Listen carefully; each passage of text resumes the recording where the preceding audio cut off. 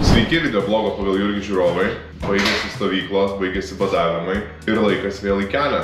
Kaip sakant, vilką kojos maitina. Tai šiandien važiuoju vėl ieškot klientų. Mano žmona mane palaiko. Tai su tokiais lagaminais. Jo, pradedam viską nuo Lenkijos. Lekiam apsižiūrėti, kaip laikosi mūsų Lenkijos ofisas. Dabar jau nebuvom 2 savaitės. Tai šiandien trečiadienis, lenkijadienis. Niekas iš grafiko neišpuola. Bet paskui aš keliausiu toliau. Daug toliau nuo Lenkijos. Tai važiuojam visi.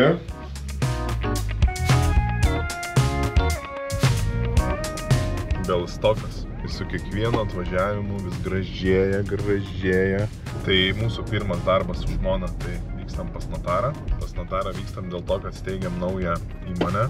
Ir labai įdomus konceptas, nes steigiam Lenkijos įmonės atstovybę. O kam jos mums reikia? Mums reikia dėl paslaugų paskirstymo, dėl to, kad IT paslaugas vienos iš kitų įmonės perka ir bandysim apeliuoti, aišku, į ES finansavimą, tai yra dirbtinio intelekto pritaikymas, OCR įgyvendinimas ir kitos funkcijos, kurios būtinos šiuolaikiniam versle, kad suefektyvint procesus, pagreitint juos, atpigint kainą klientui. Tai vat dabar toks mūsų didelis darbas. Turim greitai nulėkti, nes 15 minučių vėluojam. Kaip suksies, taip nesisuksi, 4 valandas įcementuotai aš važiuoju iki to Belstoko. Aišku, darėm mažą pauzę, tai išvesti šuniukus, pripilti kuro, bet vis tiek, niekaip kitaip aš nežinau, ką padaryti, kad atvažiuoti greičiau ir to tarėme su žmona, kad to laiko gaila. Teko iš atsargos paimti vieną saldainių dėžutę, išpirkti savo vėlavimo nepatogumą. Tai manau, kad šita Lietuva firminė rūtų dėžutė išpirks. Patiktų moteriai, jeigu atnešti? Taip? Visada turėk ką atnešti. Biškai užtrukom, tai atsivedėm ir draugus. Praktiškai visa šeima buvom. Bet jau susitvarkėm. Daug ten netaisyt reikėjo. Šiaip iš tikrųjų pas Lenkų notarus yra ne taip, kaip pas mus įprasta. Čia skaito viską, ką tu pasirašai. Privalai klausyti ir išklausyti. Tai man labai pasisekė, kad mano žmona atidesnė ir jinai tą Lenkų kalbą geriau žino negu aš daugybę kartų. Tai iš tikrųjų paklausėm ir ten tokių niuansų. Kaip pavyzdys, mums reikia įmonę nupirkti Lietuvoje, kad nereikėtų dėti ten to kapitalo, viską. Čia buvo parašyta įsteigti. Ir pasirašyk tu tokį įgaliojimą, atsivežk į Lietuvą, ir turėsi įsteigti įmonę. Tai vat, tokių ir kitų panašių dalykų reikia visą laiką nepraleisti, bet iš kitos pusės labai gerai, kad skaito. Nes Lietuvoje tai tikrai dažnai pasitaiko, kad surašo, tu gauni, o paskui vėl važiuoji, taisai, jie pyksta, kad taisyti. Ir taip toliau. Bet šiaip nepigi paslauga. Jeigu matei 1250 zlotų, eina savo, iš tikrųjų. Brangiai. Uždirba šitie notarai irgi gerai. Viskas, lekiam, šokam, skubam. Dabar 3 valandas 25 važiuosiu minutės iki Varšuvos, kai aš pats da važiuoju per valandą 40. Tai aš ten tam autobuse ir pamiegosiu ir nežinau, ką dar galėsiu padaryti. Bet traukinys irgi važiuoja 2 valandas. Bet ne tiesiai. Čia autobusas važiuoja tiesiai iki oro uosto, tai man su 2 dideliais lagaminais, aišku, kad bus daug lengviau ir paprasčiau.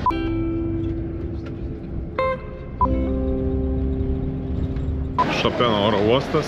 Paskutinį kartą šitą autobusų stotį buvau, kai važiavau į Lodzę. Tai ko aš čia atvažiavau ir ką toliau darysiu, tai mano žmona išvyko į Vilnių, o aš vykstu į Astaną, į Kazachstaną. Ten praleisiu 2 dienas, tada iš tenai skrisiu į Almatą, Almatoje susitiksiu su kinų delegacija. Gal ir Astanoje pavyks pasivyti juos, tada Almata diena ir tada vykstu į Taškentą. Taškentas yra Uzbekistano sostinė. Tai bus daug ir įdomaus turinio iš užsienio, iš tų šalių, kurios galbūt dabar skamba kontroversiškai, bet mes ir tai aptarsim šitam videoblogė.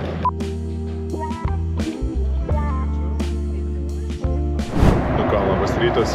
Matau, kad skrendam jau virš Kazachstano žemės. Aš turėjau visą eilę. Tai miegojau iš pradžių nusisukęs, atsisukęs į čia. Paskui miegojau nusisukęs į ten, tai krisdavau, tai diržu pabandžiau prisisegti. Toks nebuvo labai geras miegas, bet vis tiek kažkiek išmiegojau. Tai grožimės toliau gamta ir manau, kad už pusvalandžio kažkur tai turėtumėm leistis. Nesakyt, kad Astanoje labai šilta, bet gražu. Saulė šviečia. Kol laukiam, nes mūsų užstatė, čia taip normalu, tai parodysiu biškį Aleksėjaus mašiną. Aleksей, еще раз, как называется машина? Чинган. Чинган. О, hello. Чинган, hi. Открой окна. Включение всех окон. Вау. Чинган, закрой окна. Закрытие всех окон. Tai va, Činganas čia yra 1,5 литра, сколько ты говоришь? Зовите меня. 1,5 литра варикlis, неžinau. А чего ты думаешь, от мини-купера, может? Нет, свой. Свой? Вообще свой. Kinas 1,5 litro su turbo. Toks didelis erdvus. Nu viskas, greitai apibėgom. Dabar važiuojame į viešbutį. Reikia čekintis, eiti biškį apsiprausti, pasiruošti vakarui. Vakare turėsiu susitikimą su klientu. Važiuosiu į viešbutį. Dabar čia esu toj senesniai Kazakstano daly. Kazakstano, kodėl aš taip sakau? Astanos. Esu reiškia dešiniai upės pusėje, tai yra tokie senesni namai. Tai va, toks, nu, kaip, gal ne visai kaip pas mus, bet tokie labiau Stalino laikus menantys pastatai. Gelžbetonis, nu, pas mus va, plytelėm neklijavo, pas jūs klijavo. Reikia turėti omeny, kad pas juos žiemą būna -40.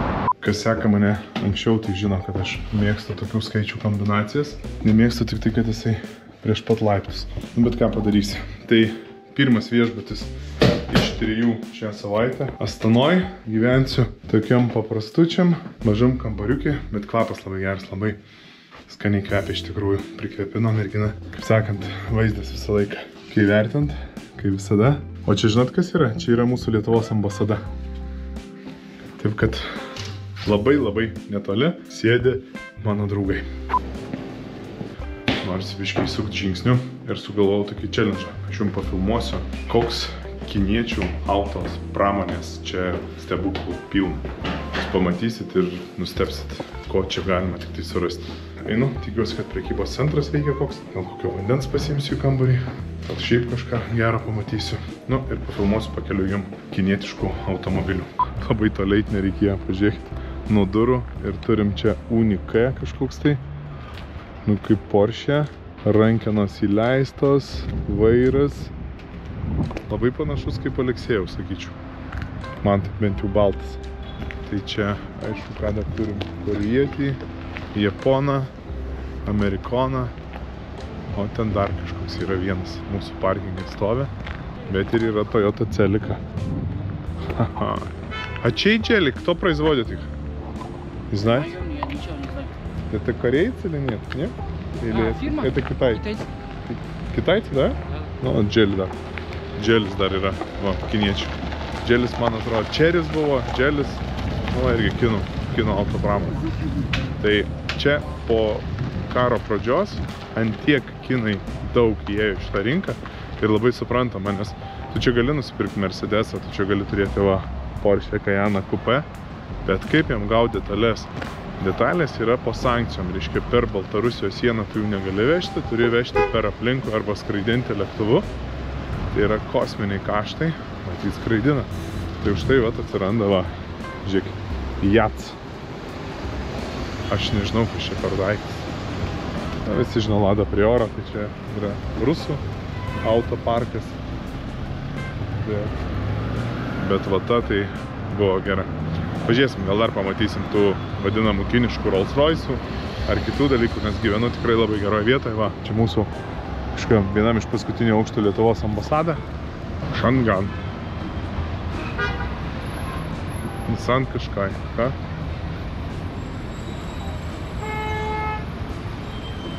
Žiūrėkit, nėra užrašo jokio. Nu, wow. Zikrą jūs visi jau pažįstat, ne, Lietuvoje 2 yra, būtent tokie. Čia toks jau labai populiarus automobilis ir jį visi kaip ir pažįsta. Bet va tokių va kaip čia va stovi dar. Čia tikriausiai Čeris, kaip Škoda, Konia, koks ten, Kognak, kaip Haval. Ir niekas nėra matęs, ne? Wow. Antras rytas Astanoj. Labai daug darbų nusimatęs, tai kėliausi galų anksti. Dabar Lietuvoje yra 5 prieš 5. Einu į apačią, biškai padirbėsiu prie kompiuterio. Labai negaliu atsidžiaugti ChatGPT 4 mokama versija. Iš tikrųjų, tiek daug darbų darau. Tai einu padirbėsiu su buhalteriniais dokumentais, einu padirbėsiu su sąrašų sudarymu ChatGPT, laukiu savo kolegų. Ir šiandien bus susitikimas su kinais. Reiškia, atvažiuoja kinų delegacija į Kazakstaną, kinų logistikos transporto įmonės. Ir šiandien pažindinsim ir reprezentuosim Lietuvą kaip logistikos hubą. Pažiūrėsim, kaip seksis.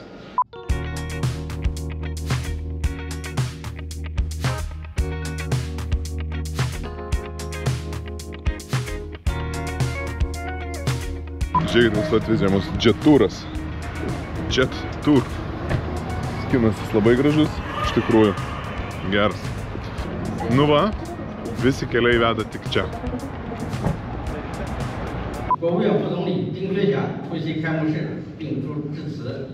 Viskas, darbo diena į pabaigą. Einu atgal į viešbutį. Daug nei mažai, be 5-7. Padirbėjom su tais kinais, pasikalbėjom. Kažką gal rasim bendro. Iškia, Kinijoje mane domina labiausiai e-commerce kroviniai. Aš galiu jiem padėti kirsti sieną be problemų, galiu padėti išsimuitinti Lietuvoje, galiu organizuoti visus kurjerius. Žiūrėkite, tai kad būtų daugiau tų, kurie nori su mumis dirbti. Tai va, po truputį. Ačiū. Po truputį ir kažkaip jau surasim. Tai šiandien praktiškai diena baigta. Poilsis. O rytoj manęs laukia kitas miestas. Kitas miestas Kazakstane. Daug šiltesnis, daug labiau priimtinas mūsų akiai. Almata labai panašiai į Vilnių. Visas landšaftas, kalnai, medžiai. Praktiškai Vilnius, tai pasilsim. Rytoj 6 valandą ryto reikia išjudėti. Nu ką, 6. Judam į Almatą.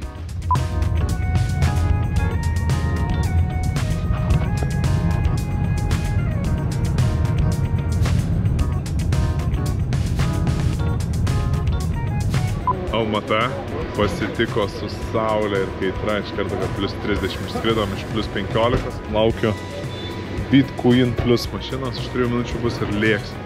Oja, visai kitas miestas, visai kitaip viskas atrodo. Kaip įdomu, kai gyveni didelėse šalyse, ne?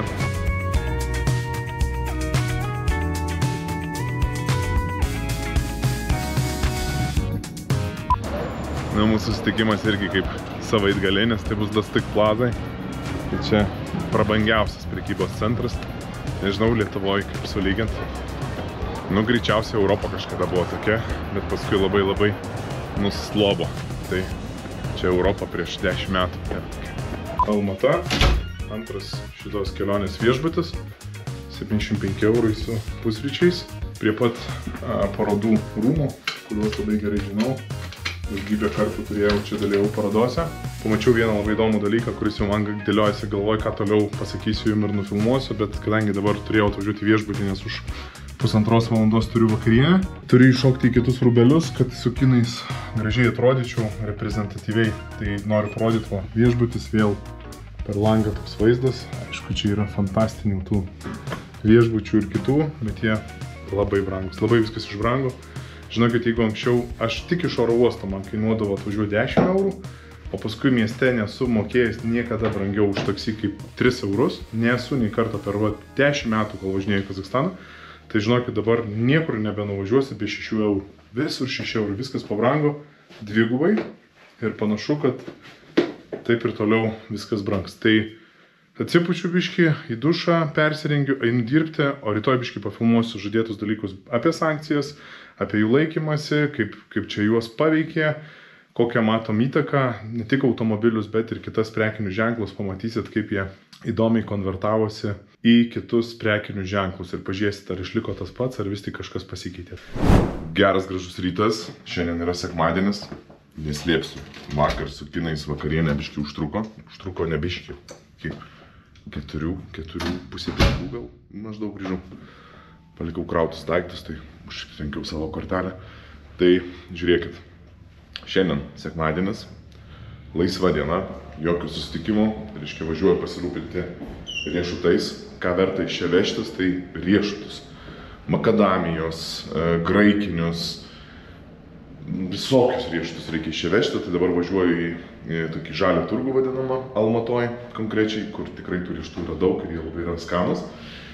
Tada galbūt čia su draugais, su kuriais esam pažįstami, su kuriais bendraujam, galėsim pasimatyti, išgerti kavos, arbatos, ko jie čia tik tai norės. Nu ir, kaip sakant, ruoštis ir kauptis jau maratonui pirmadienį, antradienį, nes pirmadienis dar Almata, tai yra sandėliai, terminalai, pafilmuosim būtinai. Ir tada be abejo, kad antradienis yra Taškentas, tai daug darbo, intensyviai, varom su jumis dabar į turgų. Ir aš tikrai nepamiršau, sankcijos, apėjimas, išėjimas, kokie verslai liko, ką daro, būtinai apie tai dar reikia pakalbėsim, būtinai. Ištaikėm pertrauką tarp susitikimų, tai dabar pabandysim nusipirkti, žiūrėkit, tai kaip senais gerais laikais pas mus.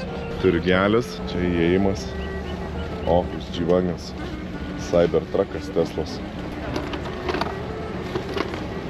Būsite Almatoj, turite užsukti į šitą turgų būtinai, čia yra geriausia. Riešutai, maisto produktai ir yra ten didesnis turgus, ten galima ir visko. Kliūnais jau, žiūrėkit, gal nebespėsit, sugriustų per tą laiką, bet čia įspūdingas turgus.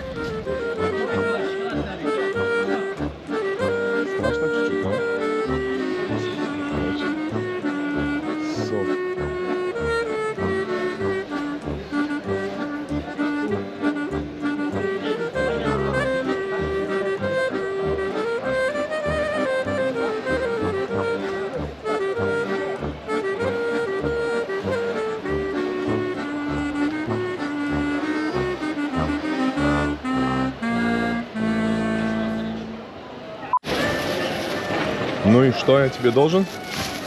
56 рублей.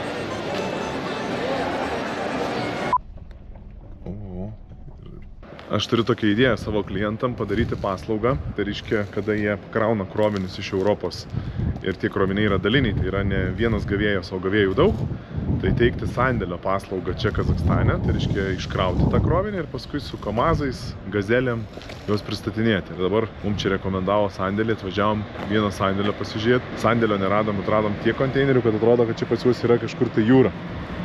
Bet čia, tūkstančiai konteinerių, važiuoja mašinos. Atrodo, kad esu uoste. Hamburgo uoste kažkada taip labai panašiai atrodė.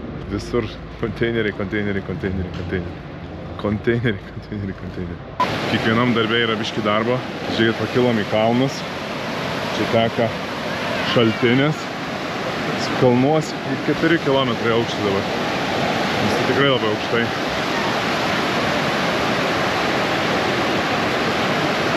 Pilna žmonių, kokia infrastruktūra. Wow, vanduo. Almatoj labai oras užterštas, tai čia kai pakylė, tai labai jaučiasi, kad jis toksai, gaivus, šviežias, net vėsu. Žinai, pačioj 30, o čia iš tikrųjų net biški vėsu. Ir biški net baisu. Sekantis rytas, pirmadienis prasideda. Iš tikrųjų, lėksim tuoj pas klientus, susitarėm susitikti už 20 minučių, tai turiu kelias minutės pasikalbėti, kas pasikeitė Kazakstane ryšim su sankcijom. Tai už mano nugaros yra Starbucksas, tai jis yra vis dar Starbucksas, bet iš kairės tai yra McDonald's, kuris vadinasi I'm Coffee, I'm. Jeigu atkreipsit dėmesį, niekas, nei dizainas, nei patiekalai, nieks nepasikeitė, bet pasikeitė tai, kad vadinasi I'm. Ir Kazakstane čia yra skelbiama taip, kad McDonald's išėjo dėl to, kad jie negali čia įsigyti tam tikros mėsos ir negali išpildyti, kaip sakant, McDonald's franšizės keliamų reikalavimų. Nežinau, ar tai tiesa, bet jeigu pasižiūrėsi, tai viskas kaip ir McDonald's, tik tai skiriasi pavadinimas. O išpildymas, stilius, darbuotojų apranga išlikę viskas taip standartizuotai, kaip ir tam įprasta mum matyti McDonald's. Tai be šitų dalykų, ką mes čia pastebim, tai kad išėjo keli tokie dideli brandai kaip McDonald's arba rebrandinosi ir pakeitė savo pavadinimą, tai pas mus dar yra kitas dalykas, kad matom, kaip sankcijos, pavyzdžiui, įtakojo Kinijos auto pramonę. Ir jeigu aš Astanoj daug filmavau, tai iš karto aš tikrai turėjau daug reikalų ir nespėjau kiek čia Almatoj prifilmuoti būtent tų kiniškų automobilių. Bet kai tu matai automobilį X7 klasės, kuris yra elektrinis, bet turi generatorių, tas generatorius gali krauti automobilį, nes turi 40 litrų kuro baką. Tarsi praktiškai tai yra nerealus dalykas. Už 56 000 eurų gali nusipirkti S klasės džipą, kuris yra elektrinis plus turi generatorių, tai yra wow. Reiškia, jeigu C klasės automobilis arba E klasės automobilis, tai kiniškas automobilis iki 30 000 eurų. Dabar jisai turi ten vos ne 100 metų garantiją, nuvažiuoja 1 000 000 kilometrų. Aišku, dar jie yra visiškai nauji, jiem dar reikia laiko, kad jie pavažinėtų, kad išlystų visos klaidos, nesakėm, tam Ly, apie kurį čia aš kalbu daug, kuris čia, man atrodo, flagmanas ir anksčiau buvo Zikr prieš metus. Zikr, man atrodo, jau ir į Europą užėjo, o čia dabar Ly, tai tokie dideli džipai, C klasės automobiliukus jie gamina. Tai aišku, kad dar jų softai lūžta, kiti dalykai, bet praktiškai šitus užsieniečius, Mercedesus ir kitus jie praktiškai išstūmė dėl kainos ir dėl servizo. Nes aišku, kad į Kazachstaną tie automobiliai atvažiuoja tų gamintojų pagaminti Kinijoje. Ir jiem nėra jokių sankcijų, jokių apribojimų. Jie čia atvyksta iš Kinijos, bet jų detalės, jų servizas yra labai problematiškas ir dėl to kinai praktiškai lyderiauja ir greičiausiai, kad šitą rinką užims, išnaudodami tas galimybės. Tai jeigu kalbėti apie mūsų verslą, žinom, kad daug gamintojų uždraudė savo prekių tranzitą per Rusiją. Tai yra normalus reiškinys. Mūsų dabar logistika visa vystosi per Turkiją, Gruziją, Azerbaidžaną, keltas į Kazachstaną. Mes kaip Bunasta paslaugas turim, reiškia Kazachstano su Azerbaidžano jūros sienoj, tai dėl to mes norim iš naujo pristatyti ir tiek Lietuvos, tiek Vokietijos, tiek kitų šalių vežėjams, be abejo ir kazachams tą paslaugą.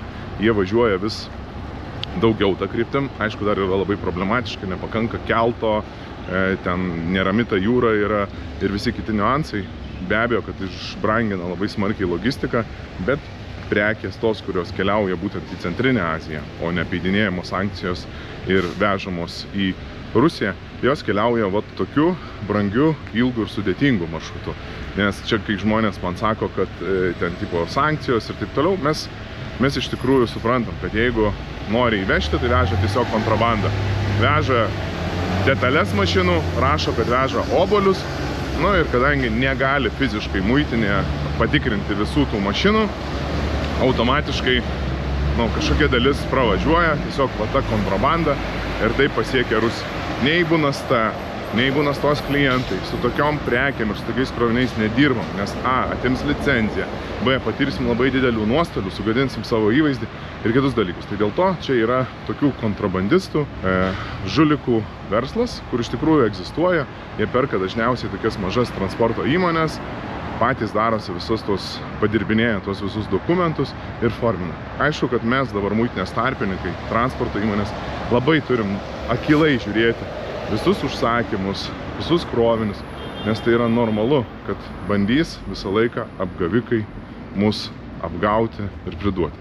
Bet kiek sankcijos atnešė, gal kaip sakė, iššūkių, tiek atnešė ir galimybių. Kaip pavyzdžiui, Kinijos auto pramonė sugeba išnaudoti tas galimybės. Taip ir mums reikia mokytis ieškoti galimybių, jas išnaudoti, tai aš tą sėkmingai ir darau. Teikdamas naujas paslaugas, dirbdamas naujom sienom, dirbdamas su naujais klientais.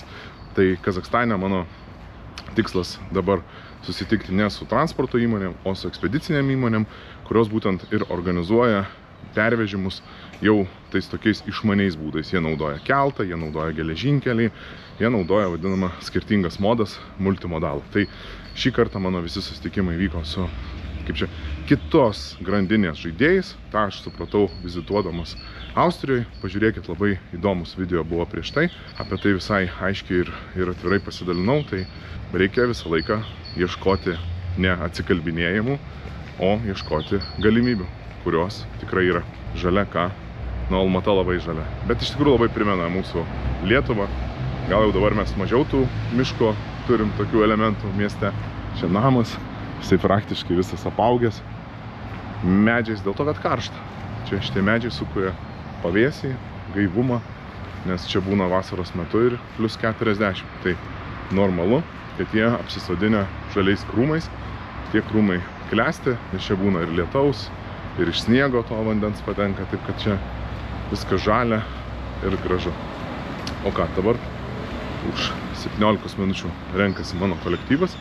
Sėdam į mašiną ir važiuojam pas vieną iš didžiausių transporto ir pervežimų organizatorių Almatoj. Labas iš Taškento. Vakar labai jau vėlai atvažiavom, buvau nusikalęs apie 2 nakties. Tai šiandien išprezentuosiu. Reiškia, centrinė gatvė, viešbutukas, 2 naktys, $150. Tai nėra taip pigiai, bet įskaičiuota pusryčiai. Suprantu, kad visiškai yra viskas nauja, tikrai labai gražu. Labai gera garso izoliacija, labai komfortiškai miegojau, tikrai labai komfortiškai miegojau, tai įsidėjau šiek tiek daikčiukus. Yra, kaip sakant, dušas, kaip ir viskam priklauso, ir tikrai toks modernus. Atsikėliau anksti, kad galėčiau padirbėti, nes Lietuvoje darbų niekas neatšaukė. Tai eisiu dabar šiek tiek į elektroninius paštus, į socialinius tinklus, nes ieškau mokslininko su moksliniu tyrimu. Turim tokį projektą, galim duoti jam finansavimą, tik tai labai sunku surasti tuos mokslininkus, kurie veiktų būtent transporto ir logistikos sektoriui. Tai bandysiu kažkaip tai juos atrasti. Tada šiandien Taškente labai paprasti reikalai. Tai yra pokalbiai su vežėjais, ekspeditoriais, kurie dirba su Europą. Išsiaiškinti, ar tikrai ir jiem aktualu, taip kaip kazacham, tas paralelinis kelias. Tai jeigu aktualu, tai susirinkti kontaktus, kam siūlysim, kada kokį nors organizuosim keltą. Tada pasikalbėti, ar jiem reikalingi pakvietimai, vizos, ar jie važiuos, nes, kaip žinia, jeigu nori dabar Europa prekiauti su Centrinė Azija, tai turi pasiremti arba uzbekų, arba kazachų vežėjais, arba Lietuvos verslus, kurie čia yra atsidarę, nes tikrai yra ne viena transporto įmonė, kuri turi čia savo transportą, turi savo vadybą. Tai šitus visus dalykus, tada be abejo, kad būtų gerai patyrinėti, kur čia viskas juda, kaip čia jie tvarkosi su tais iššūkiais, kurie yra kilę dėl karo. Ir be abejo, dirbti, susipakuoti ir namo. Nes tai labai pavargau, nes tos dienos tokios labai dideliam tempe, daug kalbėjimo, daug prezentavimo. O B, tai ten labai daug darbų yra ir iššūkių, kurie irgi laukia. Tai greičiau namo, greičiau tvarkytis vėl iššūkius ir vėl greičiau pas klientus. Tai einam į lauką, pasižiūrėsim, kas čia yra. Ir tada sėsiu, dar prieš pusryčius gerai padirbėsiu, kad, reiškia, nepavesti savo kolegų, klientų, partnerių, kurie laukia iš manęs žinių. Nu va, baiginėjom darbo dieną savo labai gražiam Taškento rajone. Nu, ta prasme, wow, toks europietiškas, tokie restoranai. Bet smirda kažkaip žuvim ir manau, kad nuo šito baseino, fontano, čia va fotkinasi visi. Bet tikrai toks europietiškas, čia matyt naktį uždega šviesas, gražu. Ir čia įsikūrė net 2 mūsų transporto įmonės, viena šalia kitos. Dabar taksiukas ir darbiukas dar. Porą tokių svarbių darbelių, kad būnant čia sutvarkyti iki galo, kad jeigu taip reikėtų, kad galėtumėm bet kuriuo momentu startuoti ir pradėti čia savo verslą. Tai padarykim tam tikrus dar veiksmus, kad viskas veiktų. Varšuva, jau atskridau 6 valandas iš Taškento iki čia. Laukiam savo lėktuvo, apie 10-15 minučių ir turiu skrydį atgal į Vilnių. Grįžtu su naujom mintim, energija, žiniom, partneriais. Iš tikrųjų, manau, kad šita kelionė buvo tikrai labai man pačiam naudinga, tokia energetiškai labai gera ir manau, kad iš tikrųjų reikia dirbti, reikia nepasiduoti, kad ir kaip dabar būtų sunku ir kad ir kaip tie transporto iššūkiai mus čia kankintų, mes vis tiek neturim savo leisti nei sekundai suabejoti ir nei sekundės nepasiduoti. Tai kaip man dar atrodo, tai manau, kad dar čia viskas kažkur tai pusę metų, galbūt metus bus sudėtinga, bet paskui vėl eis viskas, vėl po truputį eis į viršų. Tai dabar artimiausiai, matyt, mano kelionė bus vėl pas klientus su pardavimais. Mačiau, kad jums patiko tas video, tai vėl dalinsiuos, kur mes tenai keliausim sekantį kartą, dar bus aišku vėliau. Bet aišku, kad vėlgi reikės vykti į Azerbaidžaną ir matyti tenai irgi kurti keltą, nes labai daug yra įmonių, kurios nesutinka, kad prekės jūs keliautų per Rusijos teritoriją. Dėl labai aiškių priežasčių, jos galbūt išėję iš tos rinkos ir bijo, kad bus konfiskuotos prekės, galbūt tiesiog nenori, kad susidarytų įvaizdis, kad jie transportuoja prekes ar kaip nors apeina sankcijas. Tai dėl to vystosi tas paralelinis kelias. Čia yra 2 keltai, vienas yra iš Rumunijos į Gruziją keltas, o kitas keltas tada yra jau iš Azerbaidžano tiesiai į Kazachstaną. Ir šitie 2 keltai mūsų klientai prašo jų, nežino kada, kokiais laikais, nežino kaip juos susisakyti, nežino kaip juos apmokėti. Viską palieka vairuotojai, o mūsų ir yra tokia misija išspręsti viską, ką reikia mūsų vežėjai. Tai va tiek, manau, kad buvo įdomu, tikiuosi, kad jums buvo įdomu. Nepamirškit like, share, subscribe ir iki kito karto.